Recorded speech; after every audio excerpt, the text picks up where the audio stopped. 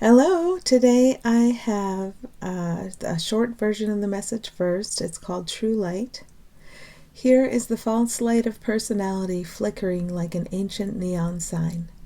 And now here is the true light of your shared being dawning behind all of it. Wherever you go, you are meeting yourself. You are always completely innocent. This is not about anyone being right or wrong. You always judge from a platform that has been raised or lowered, but you cannot judge from where we actually are all together. Okay, so back to the beginning. Here is the false light of personality flickering like an ancient neon sign. And what gets emphasized to me as before, I used to think this was everything. So I would see somebody's personality, their false light, the light I'm projecting on them, what I have decided they are, the limits I think they are restricted by according to my analysis of my perception. It's the surface is the fear surface, especially positive or especially negative, something that could be idolized or demonized, something I really like or something I really don't like. I project out on what appear to be separate others.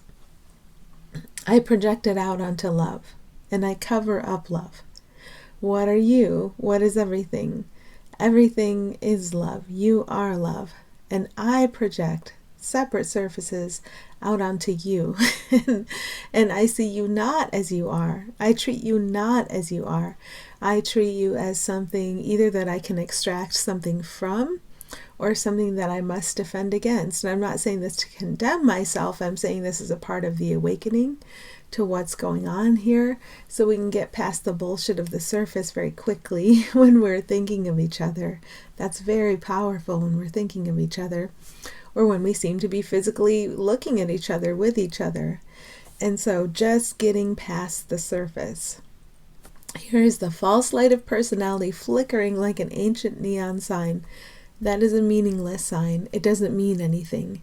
I tried in my dream to put all the meaning in this false light of personality that I would see upon the fear that I projected upon every being.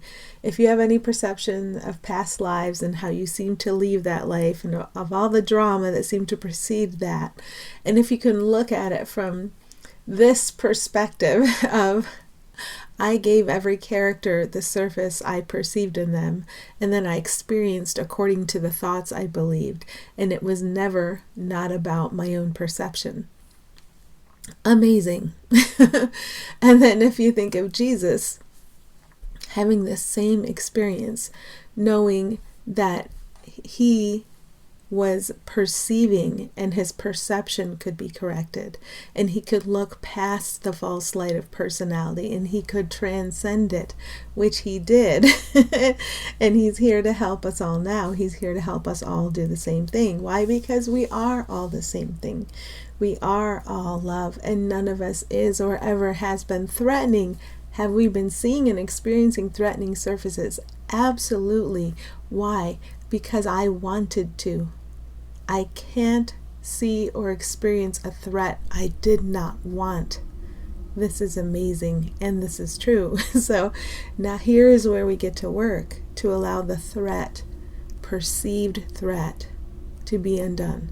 There can never be a real threat. If you're love joined with everything, nothing can threaten you, ever. But if there's a perceived threat, the perception of threat can be undone, and it can be done now. I didn't know this was going to come through me like this. It's kind of grabbing me by the back of the neck. Okay, here we go. All right. And now here is the true light of your shared being dawning behind all of it. Here's our self, our shared capital S self. Here's our safety.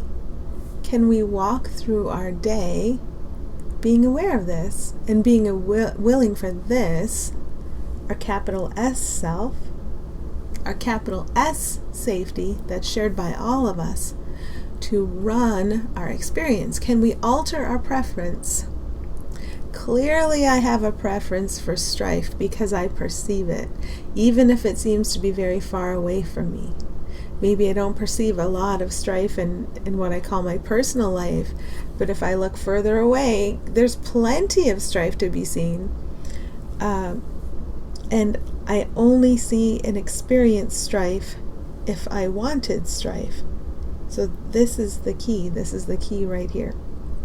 And now here is the true light of your shared being dawning behind all of it. It's a question of what we want. What do we want more than anything? Do we want the dawning of the light that is true? Or do we have to say, wait a sec, I need this other little drama to play out first. For my own personal satisfaction, could we have these 4 or 5 episodes of the soap opera before I allow the true light of our shared being to dawn upon all of us? I really need to get through episodes 8 through 11 of my favorite soap opera.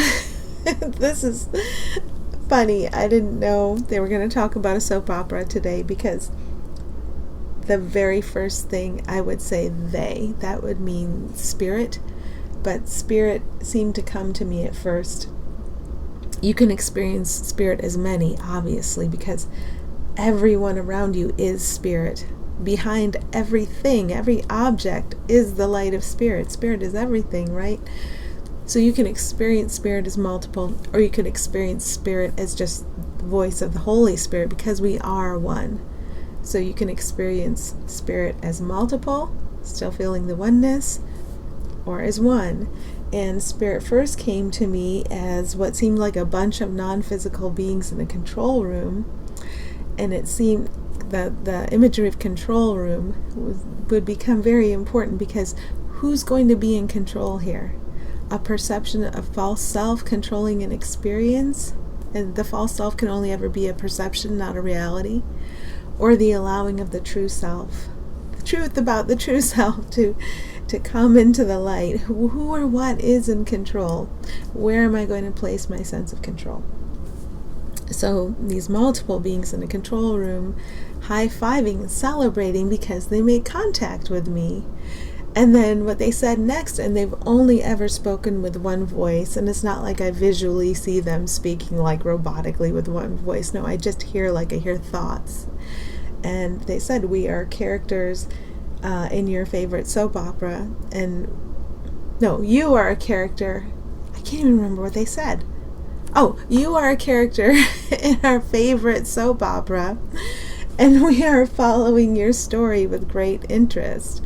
Well, they're here to help me drop my fascination with my story, with my own soap opera that I'm addicted to, right? Because look at this. At any moment, any one of us could drop 100% of our bullshit. 100% of our attachment to say just one more episode of the soap opera, and allow the full light to dawn upon all of us simultaneously. And my perception of this is like, I don't know if it's different in different cultures. Okay, but in a Christian orientation, Jesus hooked us up to the gas, meaning help us become aware of the Holy Spirit. And then the job of Jesus, and you can experience many helper beings in the non-physical, Lao Tzu, just so many, doesn't have to just be Jesus, but it could be Jesus for many of us. Then Jesus helps us to accept that we are addicted to the soap opera, and we are one. We aren't many. We can appear as many, but we're harmonious. We are one. That's what we are. Jesus helps us to accept the Christ in us, and many of you are probably thinking of him as Yeshua, and helps us to get to the point of agreeing to let the light of our shared being dawn upon us all.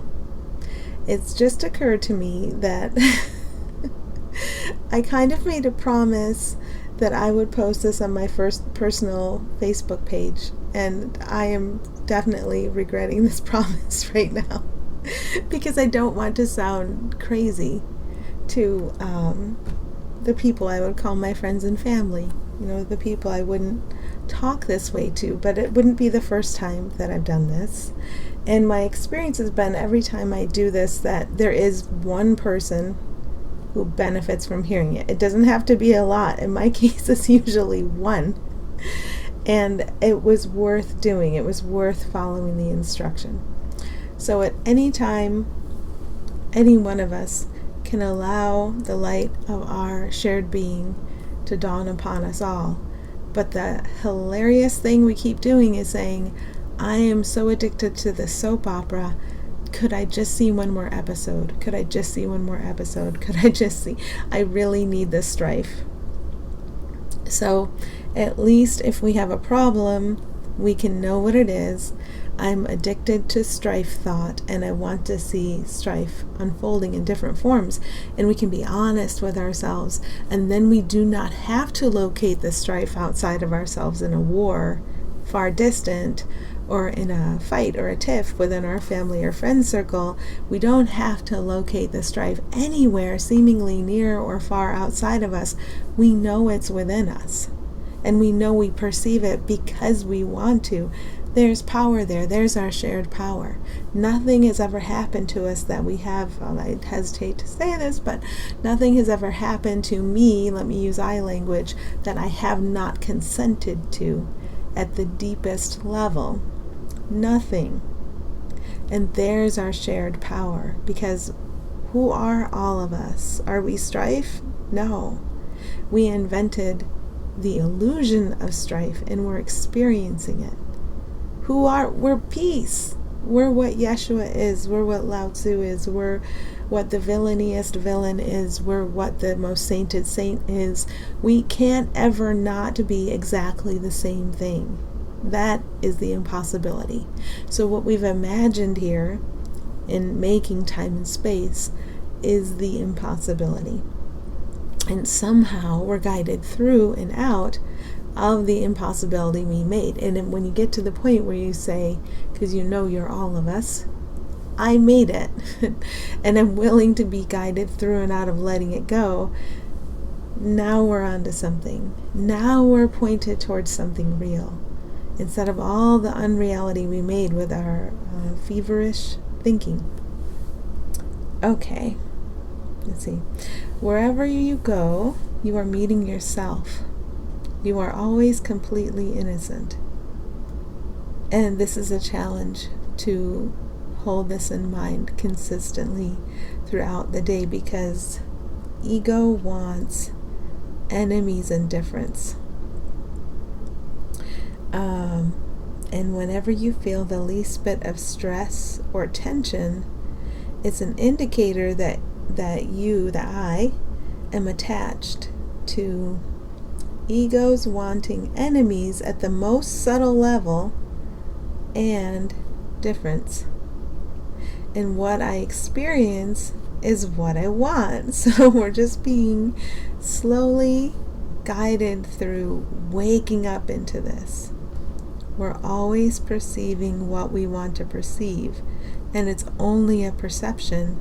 It's not reality. The only reality that could ever exist is light, is eternal love. That's the only reality that has ever existed.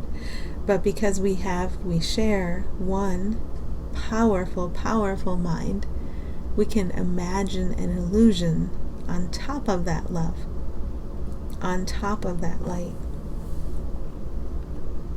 Okay, wherever you go, you are meeting yourself. You are always completely innocent. And let's take a moment to give actual innocence, not innocence within a story, and not a memory of what it seems different persons have historically done. I'm talking about beings, the light, the pure light shining behind all the persons. That's innocent, and that's who they truly are. So if we take a moment to give that innocence to everyone and not make any exceptions, then we claim it for ourselves. Then take a moment to see what ego's going to do.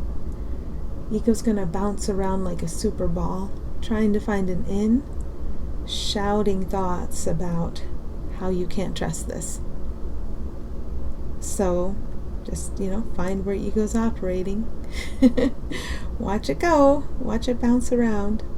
Watch the thoughts it sends you. The most powerful thing you can do is watch your thoughts, because your experience is made out of the thoughts you believe.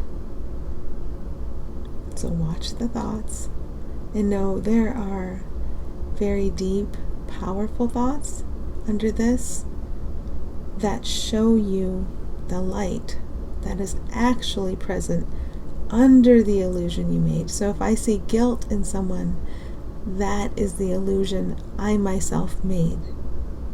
Why? Because that's what I preferred to see. That's how crazy this is. That's how crazy it is. That's the insanity. To make an illusion that would cover up love. That's how crazy that is. And it's okay if you bump into a moment of tension or stress today, because I'll switch to I language. That's me bumping into my very own crazy. And when I bump into my very own crazy, Spirit's here. All my friends who make contact with me, they're your friends too. They're everywhere. They're in everyone. They're absolutely everywhere. They can help you come back to sanity. They can help you sink down out of the illusion you made. They can help you remember, like Dorothy in The Wizard of Oz, they can help you remember who everyone really is. And you were there in my dream, and you were there, and you were there. Actors on a stage, actors that I hired.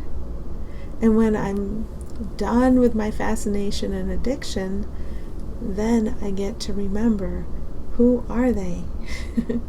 They're here. They're present. They're all present in love, whether they seem to be dead or alive. In light. They're all right here on the head of a pin. That's what it looks like to me. Like everyone who's ever been is, and whoever will be, is right here. And they all share one unified innocence. And there's never going to be a moment when they don't. It is so powerful. And it's a power everyone has right now. There is no being who's powerless. Just not a single one. And it's a benign power. Any power in the soap opera is fake. And I ask to see that play out. But when I understand it's just the TV show I wanted to see, instead of remembering who you are in all your beauty and grace and power, instead of remembering who I am, then it's not so hard to make the switch. It's not so hard to change the focus. Okay. This is not about anyone being right or wrong.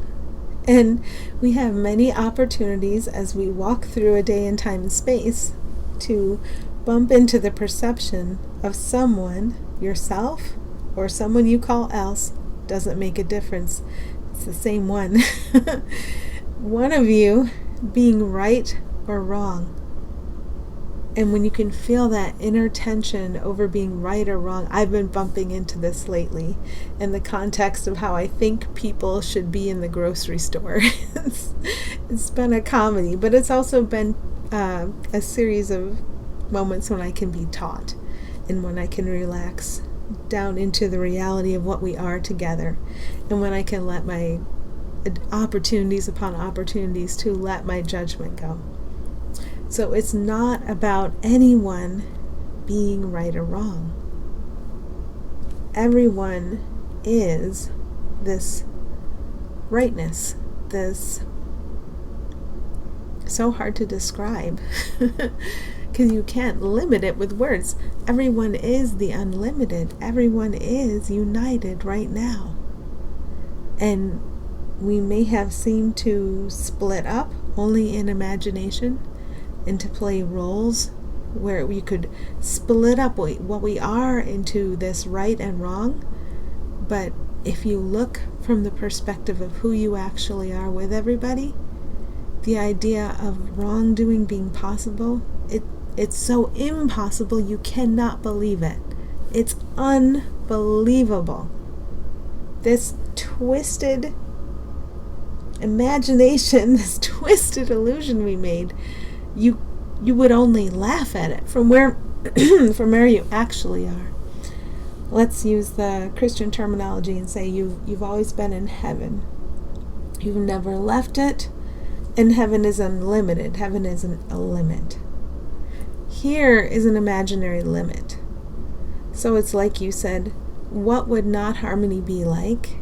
And then boom, you were in this place you had imagined, and you were limited at every turn by time and space. And then you seem to be stuck there, and you seem to keep getting born into it in a physical body again and again and again. But you have never been a physical body, and you can't be a physical body, and you never will be a physical body.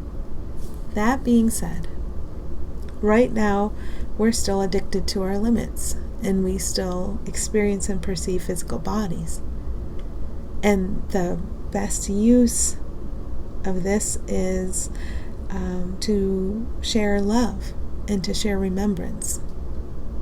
So if I perceive that I'm in a physical body, I can think, and my mind is unified with all minds, connected to all minds, because we only share one mind.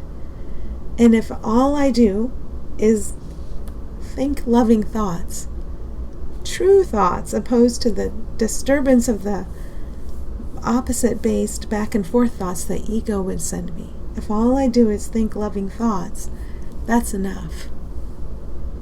But I'll probably find myself doing things too, in the context of the story and the character, and I can be inspired to act lovingly, and to think lovingly, and to speak lovingly.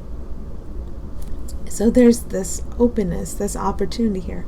But where the ego interferes and starts judging the actions I call mine, or the lack of action I call mine, or the action I call coming from other, or the lack of action I call coming from other, and ego starts separating and saying this is loving and this is unloving, we're totally mired in our addiction when we're doing that. So it's like now we're in the phase of, we know we have a problem, we know we have an addiction to egoic thought, we know what that addiction leads to. It leads to the perception of varying forms of strife over and over and over again, endlessly. And it also leads to the false promise that you can find happiness in war. You can't. Time and space can't give you the happiness you are with everyone forever. Time and space can deliver you a bump, a drug of temporary happiness. That's it. So time and space you can't extract your happiness from time and space. Your happiness is what you are with everyone. And so we're in the phase now where we know we have a problem. We know we're addicted to egoic thought, and we know we keep making strife, believing egoic thought. So it's like we know we're addicts, and we're going to the meetings, and we're doing our best to allow inspiration to determine how we think. How we think causes what we say and what we do. So here's where we are now. And from this place, we can see how powerful everyone is. And from this place, we can see we're very safe with the power that belongs equal to everyone, because the only power anyone truly has is loving power. So all of this is very reassuring. Okay, so this is not about anyone being right or wrong. Did I have anything else to say about that? We can always look through.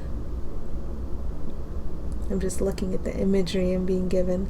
This is kind of weird, but it's like you always place a coin on somebody's forehead and one side is right, let's say it's heads, and the other side is wrong, let's say it's tails, and like we've been fascinated with just flipping this coin back and forth and just calling people right and wrong, right and wrong, right and wrong, right. And if you're finally sick of it and trying to be the right one, trying to keep the coin on your forehead with the heads up,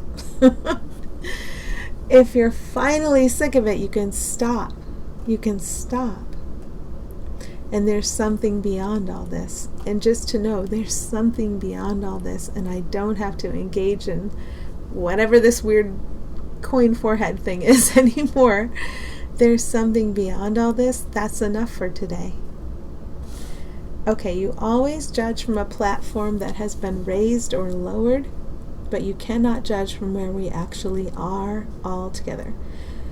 So when I feel any stress or tension, I have put myself on a platform, and I have put this platform higher than something or lower than something, and it doesn't feel good.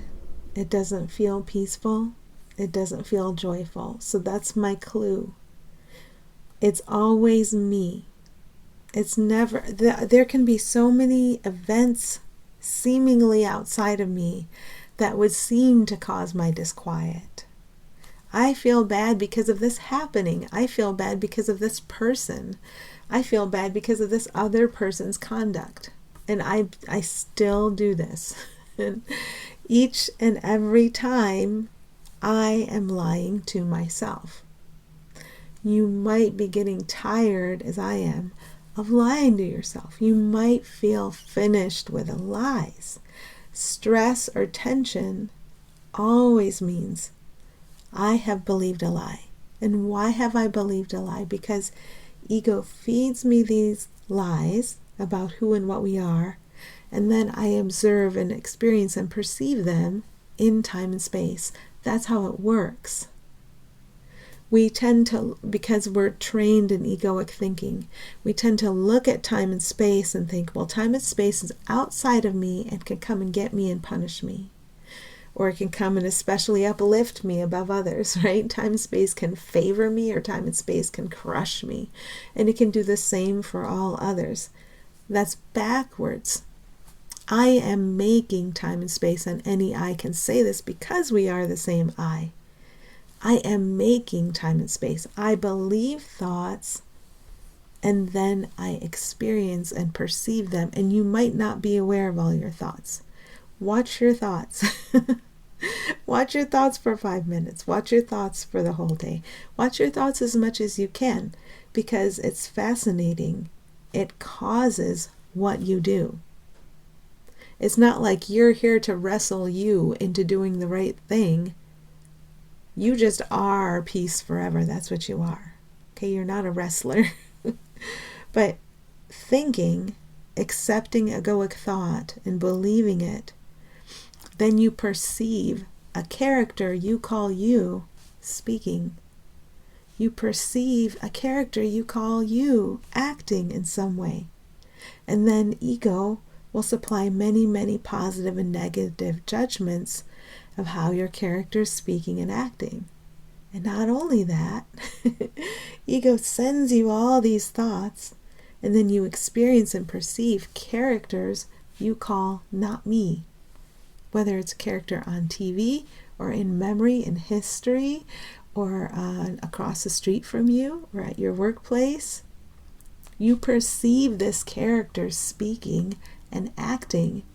And how is that caused? By the thought you believed. Well, how could it all be caused by me? You're everyone. Every character seems to have a different mind. And we pretend so hard that these minds are separate, but they aren't. And we can stop lying to ourselves about that. And when we feel stress and tension, we are feeling attachment, addiction to thoughts from ego.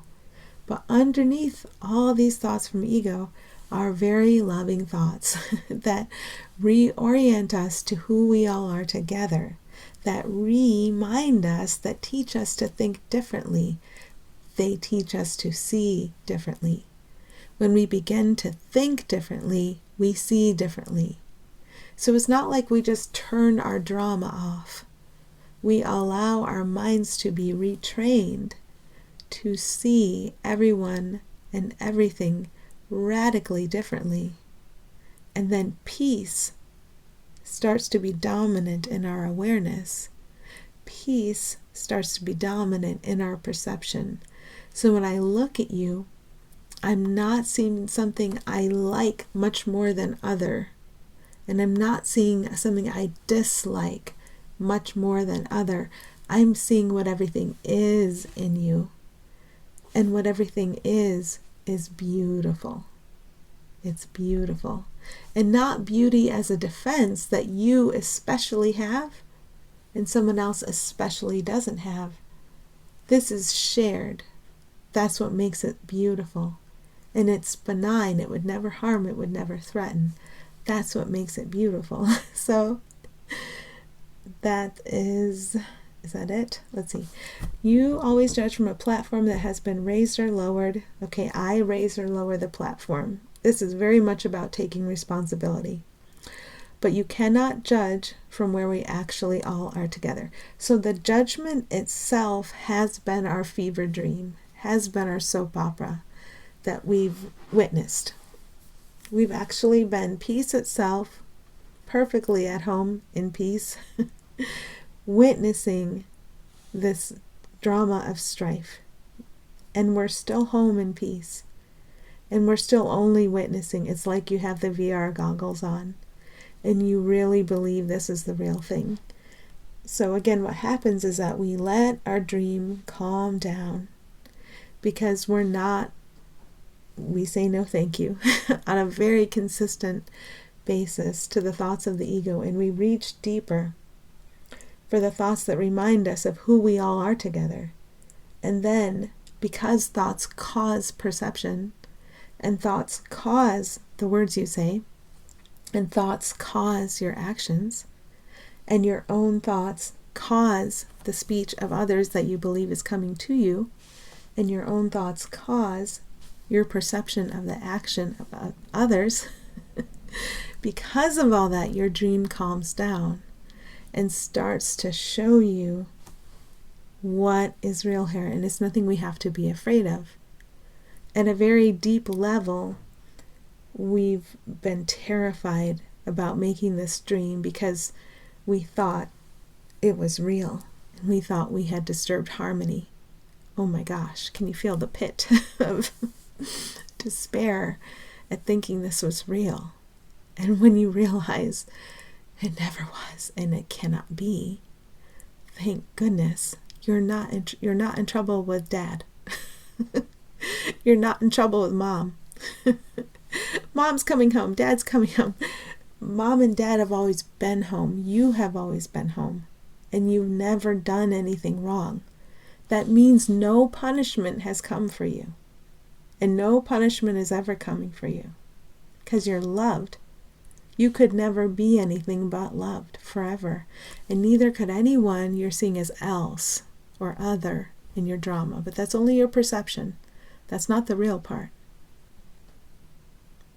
And so remembering that, our minds calm down. And because our minds calm down, then we don't see the ones we call other outside of us fighting with each other.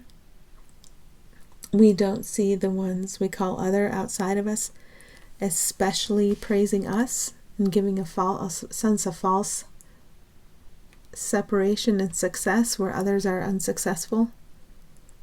We see what's shared. So we stop seeing others especially condemning us, which would only happen at our request, at our deep, perhaps unconscious request for punishment, because we believe we deserve it.